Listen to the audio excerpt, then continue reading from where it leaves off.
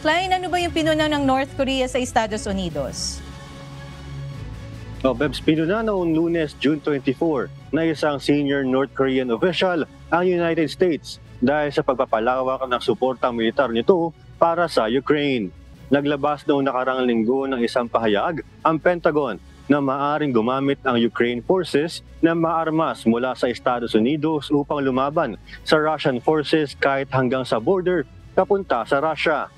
Nagpahayag si Pak Jong-chon, isa sa mga top military officials ng North Korea na may karapatan ng Russia na magdesisyon para sa anumang uri na retaliatory strike. Idinagdag din ni Pak na kasamang palagi ng Russian Army at kanilang tao ang North Korea para sa pagtatanggol sa mga sovereign right ng kanilang bansa.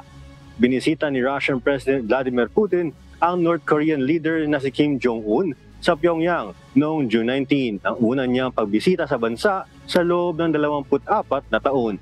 Balik sa iyo, Veps. Yes, Klein, ano ba yung ibig sabihin ng kasunduan sa pagitan ng North Korea at saka Russia? Ang kasunduan nito, Veps, ay sa pagitan ni Putin at North Korean leader Kim Jong-un ay magpapalalim pa sa mutual relations nito ng North Korea pati na rin ng Russia sa pagpapalakas ng seguridad nito sa pamamagitan ng pagbibigay ng military assistance sa pagitan ng dalawang bansa. Ngayong patuloy pa rin ang tensyon ng Russia at Ukraine. Sinasabi rin ng mga analyst na ang kasunduan ay magpapalakas ng kanilang pagkakaisa laban sa Estados Unidos at ng mga Western nations.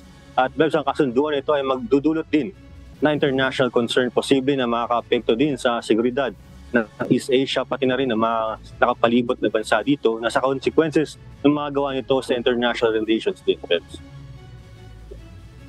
Okay, maraming salamat Klein Sinka mula sa Los Angeles, USA na may tinatayang 200 North Koreans na pumapasok at naninirahan dito noong 2016.